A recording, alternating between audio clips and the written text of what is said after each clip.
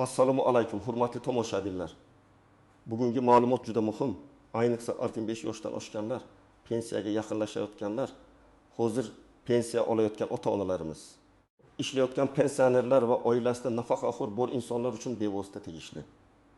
Chunki 10 sentyabrdan keyin pensiya, nafaqa, hujjat, qayta hisob-kitob, ish staji va to'lov tartiblarida ayrim keskin o'zgarishlar amalda sezilishi mumkin. Men bu mavzuni oddiy tilda kim nimaga e'tibor berishi kerakligini aniq misollar bilan tushuntirib beraman. Videoni oxirigacha ko'ring. Chunki ko'pchilik aynan mayda ko'rgan hujjat, ish staji yoki ariza masalasida pulidan yutqazib qo'yadi. Kanalga hoziroq obuna bo'ling, videoga like bosing, chunki bunday ma'lumotlar odamga bir marta kerak bo'ladi. Lekin o'sha paytda kech bo'lib qolmasligi kerak. Avval pensiya masalasida ko'pchilikning tushunchasi juda oddiy edi. Yoshim yetsa bo'ldi, pasportimni olib boraman, mehnat daftarcham bor, pensiya tayinlanadi deb o'ylardi. Lekin amalda bunday emas. Pensiya miqdori faqat yoshga qarab belgilanmaydi. Unda ish staji, rasmiy ish haqi, ijtimoiy soliq to'langan davrlar, mehnat daftarchasidagi yozuvlar, arxiv ma'lumotlari, bolalar parvarishi davri, harbiy xizmat, o'qish davri, nogironlik holati, o'quvchisini yo'qotganlik holati va boshqa ko'plab omillar hisobga olinadi. Oldin ko'p jarayonlar qog'ozda yurardi. Odam bir idoradan boshqasiga borardi, arxivga murojaat qilardi. Eski korxonalar yopilgan bo'lsa, hujjat topish qiyin bo'lardi. Ayrim odamlar yillar davomida ishlagan bo'lsa ham mehnat daftarchasida muhr noto'g'ri qo'yilgani yoki buyruq raqami yozilmagani uchun staji to'liq hisoblanmasdi. Natijada odam haqli ravishda 30 yil ishlagan bo'lsa ham hujjatda 22 yil ko'rinib qolardi. Bu esa pensiya puliga bevosita ta'sir qiladi.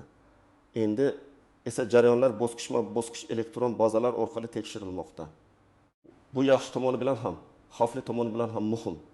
Yaxshi tomoni shuki, ko'p ma'lumotlar avtomatik ko'rinadi, odam kamroq ovora bo'ladi. Xavfli tomoni shuki, elektron bazada ma'lumot noto'liq bo'lsa, odam o'zi buni vaqtida tekshirmasa, pensiyasi kam chiqishi mumkin. Shuning uchun 10 sentyabrdan keyingi davrda har bir pensioner va pensiya yaqinlashgan fuqaro o'z hujjatini, stajini, bank kartasini, arizalarini va shaxsiy ma'lumotlarini tekshirish shart. Eng asosiy o'zgarish shundaki, endi pensiya masalasiga borib ko'ramiz. Nima desa bo'ladi degan yondashuv bilan qarab bo'lmaydi. Har bir raqam muhim. 1 yil staj. Hatto bir necha oy rasmiy ish davri ham pensiya hisob-kitobida farq berishi mumkin. Ayniqsa 45 yoshdan 65 yoshgacha bo'lganlar uchun bu juda muhim davr. Chunki 5 yoshdan keyin odam ko'pincha pensiya haqida jiddiy o'ylay boshlaydi, lekin kechikkan bo'lishi ham mumkin. Agar shu yoshda hujjatlar tartibga solinmasa, 60 yoshga kelganda arxiv topish, eski korxonani izlash, guvohnoma olish yanada qiyinlashadi.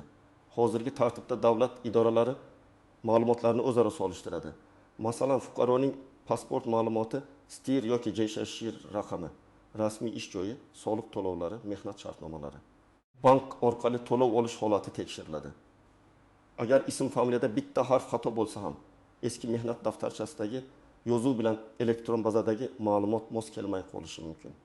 Ayniqsa ayollarda familiya almashgan bo'lsa, nikohdan oldingi va keyingi hujjatlar bir-biriga bog'lanmagan bo'lsa, stajni tasdiqlashda muammo chiqadi. Yana bir muhim jihat, pensiya olayotgan odam ishlashda davom etsa, uning rasmiy ish haqi va to'langan ijtimoiy soliqlari keyingi qayta hisob-kitoblarda ahamiyatli bo'lishi mumkin. Lekin bu avtomatik tarzda hamma holatda eng yuqori foyda beradi deb o'ylamaslik kerak. Har bir holat alohida ko'riladi. Kimdir uchun qayta hisob-kitob foydali bo'ladi.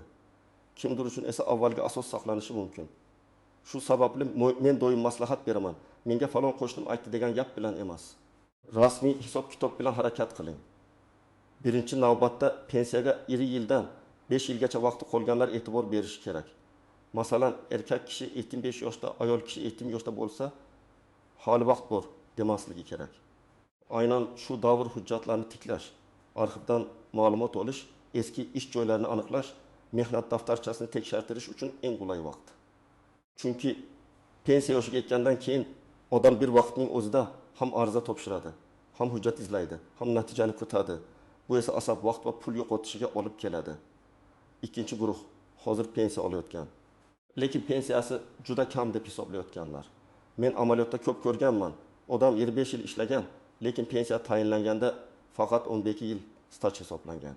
Sababi eski korxona ma'lumoti bazaga kirmagan. Arxivdan tasdiq olinmagan yoki mehnat daftarchasidagi yozuvda kamchilik bo'lgan. Bunday odamlar menga shunday belgilab berishgan, endi o'zgarmaydi deb o'tirmaslik kerak. Agar yangi hujjat topilsa, noto'g'ri hisob-kitob aniqlansa, qayta ko'rib chiqish uchun murojaat qilish mumkin. 3-guruh ishlayotgan pensionerlar. Ayrim pensionerlar men ishlasam, pensiyamni olib qo'yishadimi deb xavotir qiladi. Bunday savollarda umumiy gap bilan xulosa chiqarib bo'lmaydi. Qaysi turdagi pensiya olayotgani, qanday ishda ishlayotgani, ish haqi rasmiy yoki norasmiy ekani, qonunchilikdagi amaldagi cheklovlar va imtiyozlar alohida tekshiriladi. Eng xavflisi norasmiy ishga rozi bo'lish. Chunki bugun naqd pul olib ishlayotgan odam ertaga staj va ijtimoiy himoya masalasida yutqazadi. 4-guruh. Nogironligi bo'lgan shaxslar, boquvchisini yo'qotgan oilalar, kam ta'minlangan oilalar va parvarishga muhtoj keksalar. Bu toifadagi insonlar uchun nafaqa va pensiya masalasi yanada nozik. Hujjat kechiksa, tibbiy xulosa muddati o'tib ketsa, oilaviy holat yoki daromad to'g'ri ko'rsatilmasa, to'lov kechikishi yoki rad javobi kelishi mumkin. Birinchi misol, 7 yoshli erkak kishi 30 yil ishlaganini aytadi. Mehnat daftarchasida 1934 yildan 2002 yilgacha bo'lgan ish joyi bor, lekin korxona yopilgan. Elektron bazada esa bu davri ko'rinmayapti. Agar bu masalani oldindan hal qilmasa, pensiya tayinlashda 8 yil staj bahsli bo'lib qoladi. 9 yil bu juda katta farq. Bu nafaqat pensiya olish huquqiga, balki pensiya miqdoriga ham ta'sir qilishi mumkin. Bunday odam nima qilishi kerak? Eski korxona hujjatlari qaysi arxivga topshirilganini aniqlaydi. Arxiv ma'lumotnomasini oladi. Mehnat daftarchasi nusxasi bilan birga pensiya jamg'armasiga taqdim etadi. Ikkinchi misol. 2 yoshli ayol 20 yil ishlagan, keyin bolalar tarbiyasi va oilaviy sabablarga ko'ra uyda bo'lgan. Uning mehnat daftarchasida ish davrlari bor, lekin nikohdan keyin familiyasi o'zgargan. Eski diplom, mehnat daftarchasi, nikoh guvohnomasi va pasportdagi ma'lumotlar bir-biriga bog'lanmasa, hujjat tekshiruvida savol tug'iladi. Bunday holatda ayol oldindan nikoh guvohnomasi, familiya o'zgarganini tasdiqlovchi hujjatlar, bolalar tug'ilganlik guvohnomalarini tayyorlab qo'yish kerak. 3-misol. Pensiya ota 2 million so'm atrofida pensiya oladi. Lekin u 10 yil davomida zararli sharoitda ishlaganini aytadi. Agar bu ish turi alohida imtiyozli ro'yxatga kirgan bo'lsa va hujjatlar bilan tasdiqlansa, pensiya tayinlash shartlari yoki hisob-kitobida farq bo'lishi mumkin. Lekin men og'ir ish qilganman degan gapning o'zi yetmaydi. Lavozimnoma, korxona buyrug'i, ish sharoiti, ish joyi ma'lumotnomasi kerak bo'ladi. 4-misol. 63 yoshli kishi pensiya oladi va bozorda norasmiy ishlaydi. U har oy pul topadi, lekin hech qanday rasmiy shartnoma yo'q. Agar u rasmiy ishlaganida ayrim davrlar bo'yicha ijtimoiy soliq to'langan bo'lardi. Keyinchalik huquqlarni tasdiqlash osonlashardi. Norasmiy ish esa bugun qulay ko'rinsa ham, ertaga kasallik, mehnat nizosi, staj yoki daromad tasdig'i kerak bo'lganda odamni himoyasiz qoldiradi. Agar sizning barcha ish davrlaringiz rasmiy bo'lsa, ish beruvchingiz ijtimoiy soliqlarni to'lagan bo'lsa, mehnat daftarchangiz toza va tushunarli yuritilgan bo'lsa, elektron bazalarda ma'lumotlaringiz to'g'ri ko'rinsa, bank kartangiz faol bo'lsa, pasport ma'lumotlaringiz yangilangan bo'lsa, ortiqcha vahimaga tushmang. Lekin baribir tekshirish zarar qilmaydi. Chunki xato ko'pincha odam kutmagan joydan chiqadi. Tug'ilgan sana noto'g'ri kiritilgan bo'ladi. Familiyada apostrof yoki harf farqi bo'ladi. Eski ish joyi boshqa nom bilan yozilgan bo'ladi. Bank rekviziti eskirgan bo'ladi. Agar siz allaqachon pensiya olayotgan bo'lsangiz va so'nggi oylarda to'lovingiz odatdagidek tushayotgan bo'lsa, hujjatlaringizda o'zgarish bo'lmagan bo'lsa, yashash joyingiz, bank kartangiz, telefon raqamingiz o'zgarmagan bo'lsa, katta xavotirga sabab yo'q. Lekin pensiya miqdori juda past deb o'ylasangiz, stajingiz to'liq hisoblanmaganiga shubha qilsangiz, bu alohida tekshirilishi kerak. Eng birinchi nozik nuqta bu arxiv hujjatlari. Eski davrdagi ish joylari ko'p hollarda korxona nomi o'zgargan, boshqa tashkilotga qo'shilgan yoki umuman tugatilgan bo'ladi. Odam korxona yo'q, demak stajim ham yo'q deb o'ylamasligi kerak. Korxona tugatilgan bo'lsa, uning hujjatlari davlat arxiviga yoki tegishli idoraga topshirilgan bo'lishi mumkin. Shuning uchun arxivga yozma murojaat qilish muhim. Ikkinchi nozik nuqta bu mehnat daftarchasidagi xatolar. lavozim nomi tushunarsiz yozilgan bo'lsa, muhr o'qilmasa, buyruq sanasi bo'lmasa, ishga kirgan va ishdan bo'shagan sana orasida uzilish bo'lsa, mutaxassislar qo'shimcha tasdiq so'rashi mumkin. Odam buni shaxsiy haqorat deb qabul qilmasligi kerak. Bu tartib hisob-kitob to'g'ri bo'lishi uchun qilinadi. Uchinchi nozik nuqta bu chet elda ishlagan davrlar. Ko'pchilik Rossiya, Qozog'iston, Turkiya yoki boshqa davlatlarda ishlagan. Bu davrlar pensiya hisobiga qanday ta'sir qilishi ikki davlat o'rtasidagi kelishuvlar, rasmiy ish shartnomasi, sug'urta badallari va tasdiqlovchi hujjatlarga bog'liq. Men chet elda 10 yil ishlaganman deyish yetarli emas.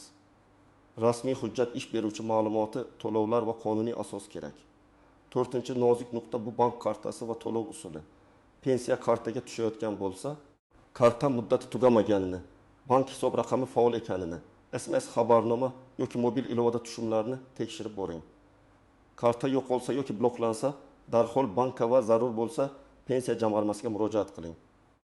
Aks holda odam pensiyam to'xtab qoldi deb o'ylaydi. Aslida esa muammo bank rekvizitida bo'lishi mumkin. 5-chi nozik nuqta bu ishonchnoma orqali pensiya olish. Ba'zi keksalar o'zlari borib ololmagani uchun farzandi yoki qarindoshi ishonchnoma beradi. Bu qonuniy bo'lishi mumkin, lekin ishonchnoma muddati notarial rasmiylashtirish, pensionerning roziligi va pulning haqiqatan egasiga yetib borishi muhim. Men oilalarga maslahat beraman, bunday masalada ochiq bo'ling, pulni yashirmang. Keksaning haqqi keksaning o'ziga xizmat qilish kerak. Endi eng muhim qism. Nima qilish kerak? Birinchi qadam, shaxsiy hujjatlaringizni tekshiring. Pasport yoki ID karta, JSHSH raqami, nikoh guvohnomasi, tug'ilganlik guvohnomalari, familiya o'zgargan bo'lsa tasdiqlovchi hujjatlar. Nogironlik bo'yicha tibbiy xulosalar, vasiylik yoki parvarish hujjatlari tartibda bo'lishi kerak. Ikkinchi qadam, mehnat daftarchangizni varaqlab chiqing. Har bir ish joyi bo'yicha ishga kirgan sana, ishdan bo'shagan sana, buyruq raqami, korxona muhri, lavozim nomi bor yo'qligini tekshiring. Agar biror joyda bo'shliq, hatto tushunarsiz yozuv bo'lsa, hozirdan izlang. Pensiya yoshiga yetganda emas, bugun boshlang. 3-qadam, rasmiy ish stajingizni elektron bazalarda tekshirtiring. Buning uchun pensiya jamg'armasi bo'limiga, davlat xizmatlari markaziga yoki mavjud elektron davlat xizmatlari orqali murojaat qilish mumkin. Siz mening ish stajim va pensiya hisobiga ta'sir qiladigan davrlarim to'liq ko'rinayaptimi degan savolga javob olishingiz kerak. 4-qadam, eski ish joylaringiz bo'yicha ro'yxat tuzing. Qaysi yilda, qaysi korxonada, qaysi lavozimda ishlagansiz, taxminan qaysi oyda kirib, qaysi oyda chiqqansiz, rahbar yoki bo'lim nomi qanday bo'lgan, korxona keyinchalik qanday nomga o'zgargan, hammasini yozib chiqing. Bu oddiy ko'rinadi, lekin arxivga murojaat qilganda juda yordam beradi. 5-qadam, arxivga yozma murojaat tayyorlang. Murojaatda ism familiyangizni, tug'ilgan sanangizni, pasport ma'lumotingizni, qaysi korxonada, qaysi yillarda ishlaganingizni, qanday ma'lumotnoma kerakligini aniq yozing. Menga staj kerak deb umumiy yozmang. 1996 yil mart oyidan 2001 yil noyabr oyigacha falon korxonada ishlagan davrimni tasdiqlovchi arxiv ma'lumotnomasi kerak deb yozing. 6-qadam, pensiya miqdoridan norozi bo'lsangiz, og'zaki shikoyat bilan cheklanib qolmang. Yozma ariza bering. Arizada pensiyamni qayta hisoblab berishingizni, staj va ish haqi bo'yicha hisobga olingan davrlar ro'yxatini taqdim etishingizni so'rayman deb aniq yozing. Yozma murojaatning nusxasini o'zingizda saqlang. Qabul qilingan sanasini qayd qildiring. 7-qadam, ishlayotgan bo'lsangiz, ish beruvchingizdan rasmiylikni talab qiling. Mehnat shartnomasi tuzilganmi? Ish haqingiz rasmiy ko'rsatilganmi? Ijtimoiy soliq to'lanayaptimi? Elektron mehnat tizimida ma'lumotlaringiz bormi? Shularni tekshiring. Ayniqsa 45 yoshdan keyin naqd bersa bo'ldi degan fikr juda xavfli. Bugungi 500 ming so'm qulaylik ertangi pensiya hisobida katta yo'qotishga aylanishi mumkin. 8-qadam, oilangizdagi pensionerlarning hujjatini ham tekshiring. Ko'p ota-onalarimiz idoraga borishga qiynaladi, savol berishga tortinadi, telefondagi xabarlarni tushunmaydi. Farzandlar bu yerda yordam berishi kerak. Lekin yordam degani ularning pulini boshqarib olish emas, balki hujjatini tartibga solish, haqini to'liq olishini ta'minlashdir. Deputatlar tomonidan ko'rib chiqilayotgan yoki qabul qilinayotgan pensiya bilan bog'liq har qanday qarorning oddiy odam uchun eng muhim tomoni bitta. Bu qaror mening pulimga, huquqimga, hujjatimga va muddatimga qanday ta'sir qiladi? Men doim shuni aytaman. Qonundagi har bir o'zgarishni vahima bilan emas, hujjat bilan kutib olish kerak. Agar sizning stajingiz joyida bo'lsa, daromadingiz rasmiy bo'lsa, arizalaringiz yozma bo'lsa, sizning qo'lingiz kuchli bo'ladi. Agar hammasi og'zaki faloncha aytgandi, bir paytlar ishlagandim, korxonada tanishim bor edi darajasida bo'lsa, muammo chiqadi. 15 sentyabrdan keyingi o'zgarishlar haqida gap ketganda, men tomoshabinlarga shuni alohida ta'kidlayman. Har bir xabarni rasmiy manba orqali tekshiring. Pensiya jamg'armasi, davlat xizmatlari, qonunchilik portali, bank xabarlari va mahalliy bo'limlardan olingan ma'lumot asosiy bo'lishi kerak. Ijtimoiy tarmoqlardagi vahimali sarlavhalar esa ko'pincha odamni chalg'itadi. Lekin bu mavzu muhim emas degani emas, aksincha juda muhim. Faqat to'g'ri yo'l bilan harakat qilish kerak. Birinchi xato, odam pensiya chiqishiga bir oy qolganda hujjat yig'ishni boshlaydi. Bu juda kech. Ayniqsa eski ish joylari, arxiv, familiya o'zgarishi. Sud orqali tasdiqlash kerak bo'ladigan holatlarda bir oy yetmaydi. Ikkinchi xato, mehnat daftarchasini yagona dalil deb o'ylash. Mehnat daftarchasi muhim, lekin undagi yozuvlar shubha tug'dirsa, qo'shimcha hujjat so'ralishi mumkin. Shuning uchun buyruq nusxalari, ish haqi ma'lumotnomalari, arxiv javoblari ham kerak bo'ladi. Uchinchi xato, bank kartasini boshqa odamga berib qo'yish. Pensiya shaxsiy daromad. Keksaning kartasi, PIN kodi va telefoni boshqa odam qo'lida bo'lsa, nizolar chiqishi mumkin. Farzand yordam bersa ham nazorat pensionerining o'zida bo'lishi kerak. To'rtinchi, xato rad javobidan keyin jim qolish. Agar sizga rad javobi kelsa, sababini yozma oling. Qaysi hujjat yetishmayapti, qaysi davr hisoblanmadi, qaysi norma asos bo'ldi, buni bilmasdan turib keyingi qadamni tanlab bo'lmaydi. Zarur bo'lsa yuqori tashkilotga, yuridik maslahatga yoki sudga murojaat qilish mumkin. Xulosa shuki, 15 sentyabrdan keyingi davrda pensiya masalasiga eski odat bilan qarab bo'lmaydi. Oldingidek hujjat bor-ku, o'zi bo'ladi degan yondashuv ko'p odamni qiynab qo'yishi mumkin. Endi har bir pensioner pensiyaga yaqinlashayotgan fuqaro va oilasida keksasi bor inson o'z hujjatini tekshirishi, stajini aniqlashi, bank va shaxsiy ma'lumotlarni yangilashi, kerak bo'lsa qayta hisob-kitob uchun yozma murojaat qilish kerak. Men sizga eng muhim tavsiyani yana bir bor aytaman. Og'zaki gapga emas, yozma hujjatga ishoning. Har bir arizangiz nusxasini saqlang. Har bir javobni yozma oling. Har bir staj davrini tasdiqlang. Shunda siz o'zingizning yoki ota-onangizning pensiya huquqini himoya qila olasiz. Sizningcha pensiya tizimidagi eng katta muammo nima? Hujjatbozlikmi? Kam pensiyami? Arxidagi qiyinchilikmi yoki odamlarning o'z huquqini bilmasligimi? Fikringizni izohlarda yozib qoldiring.